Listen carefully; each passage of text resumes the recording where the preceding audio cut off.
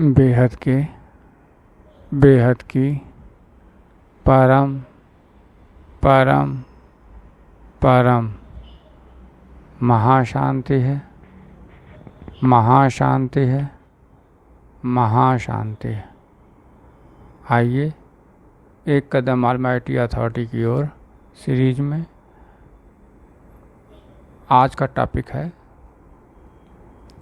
आवाज़ से परे जाने की युक्ति जानते हो?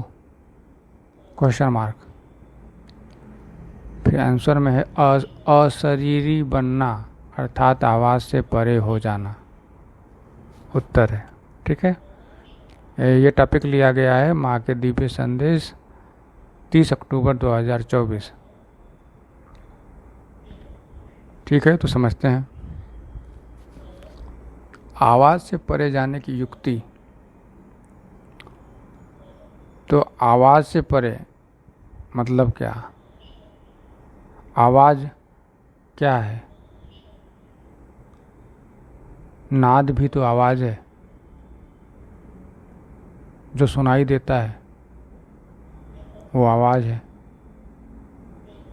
अनहद नाद जिसे बोला जाता है, ओम की ध्वनि बोला जाता है, वो भी तो आवाज़ है। तो फिर ये तो आवाज़ से परे नहीं हुआ। अगर उसे कोई सुनता है तो आवाज़ से परे नहीं हुआ। तो फिर क्या है आवाज़ से परे? आवाज़ आखिर है क्या? जो आ जा सके वो आवाज़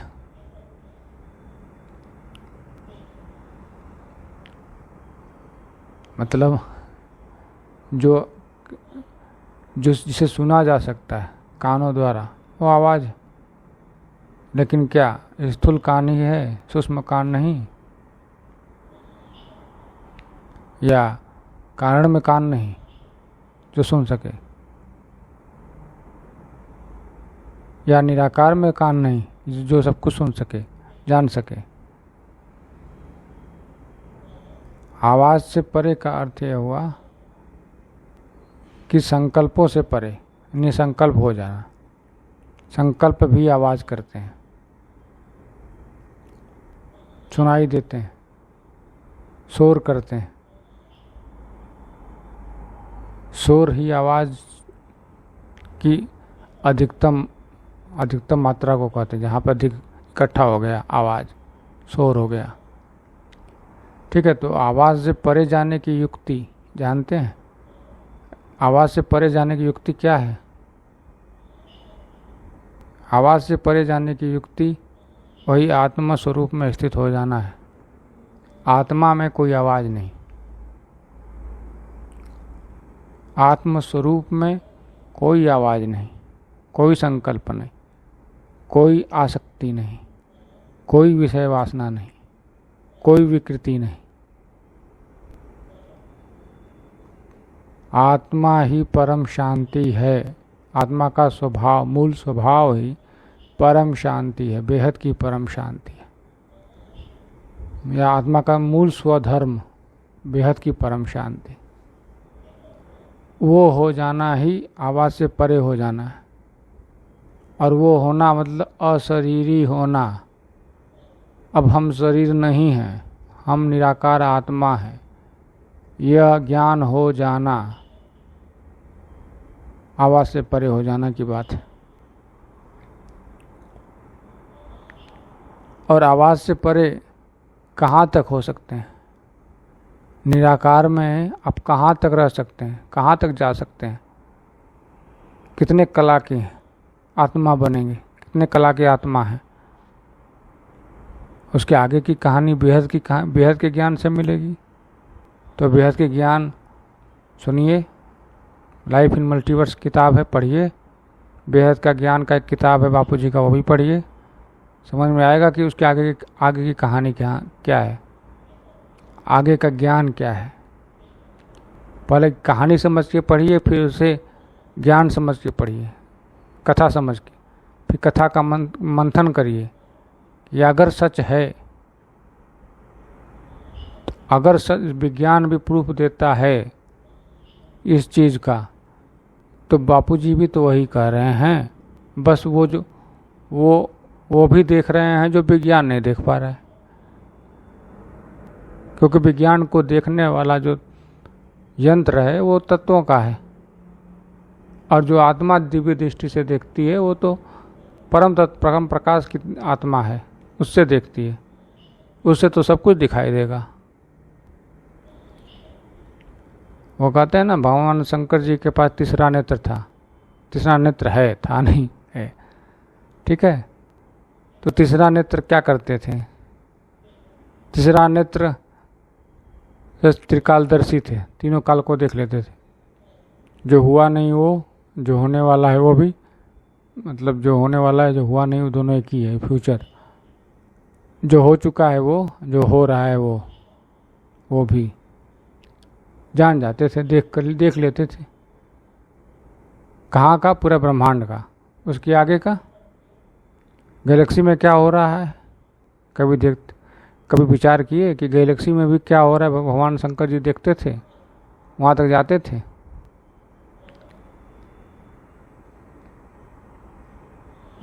अब विचार करिए, शास्त्रों में इसका वर्णन कहीं होना चाहिए ना, कि उस गैलेक्सी में जाकर वहाँ के ग्रह पे वहाँ पे असुर बैठा था, उसे वहाँ से हटाया गया, हटाएं, ऐसा होना चाहिए कहीं, लेकिन कहीं मिलता नहीं है।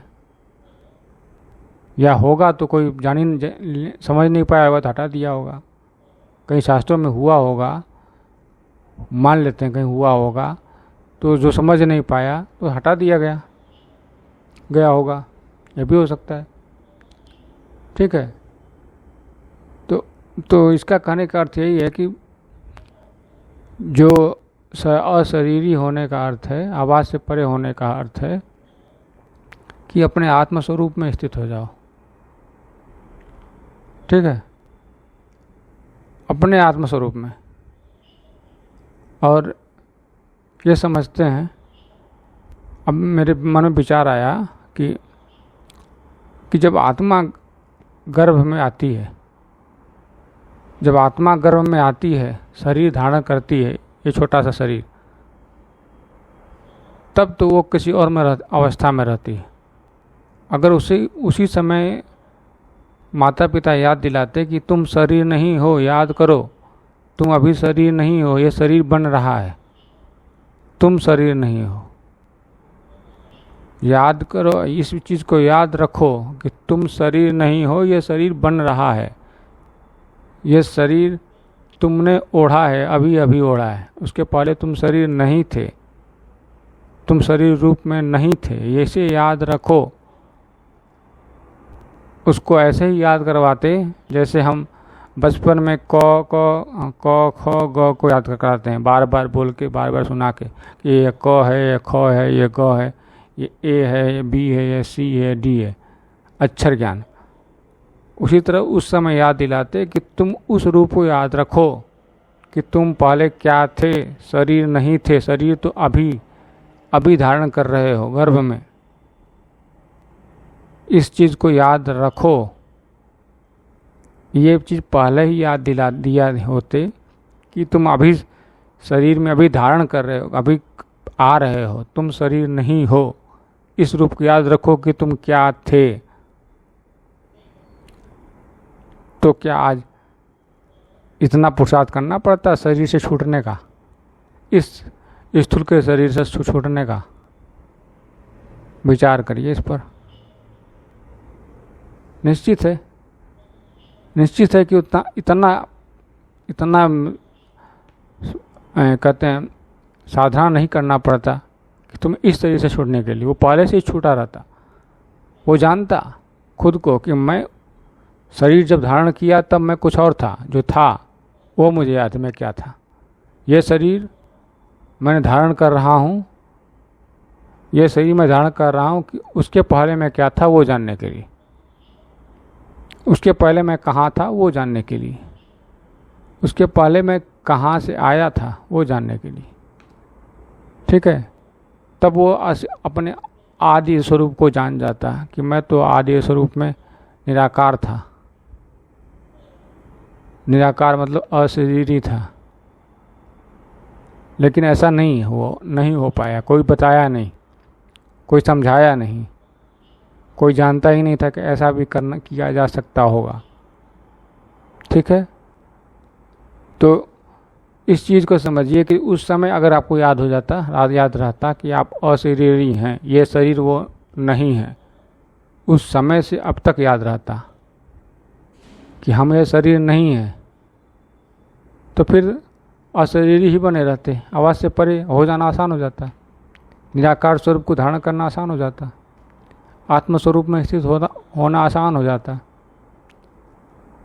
तब दादाजी से योग लगाने में इतना मेहनत नहीं करनी पड़ती, दादाजी योग लगाने में स्व परिवर्तन करने में इतना टाइम नहीं लगता जितना टाइम लग रहा है, जितना टाइम बढ़ते जा रहा है इतना नहीं लगता।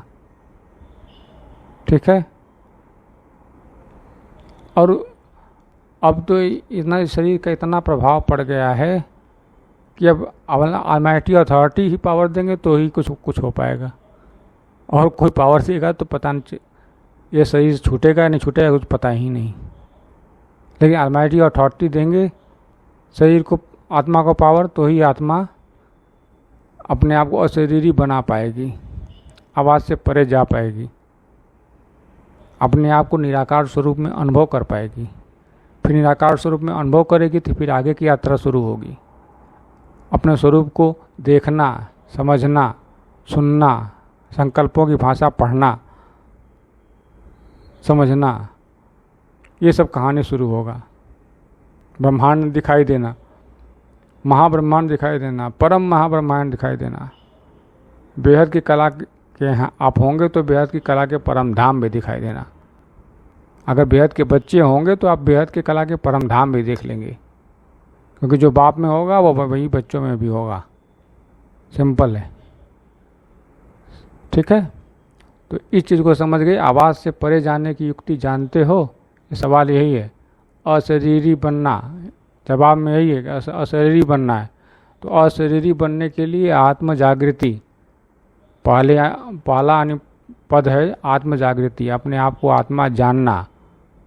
जानना कैसे? अनुभूति करके, प्रत्यक्ष प्रमाणित कर लेना अपने आप को कि मैं अनुभूति करता हूँ, मैं आत्मा हूँ, मैं शरीर नहीं हूँ। शरीर में अनुभूति मेरी आत्मा की होती है, आत्मानुभूति करता हूँ।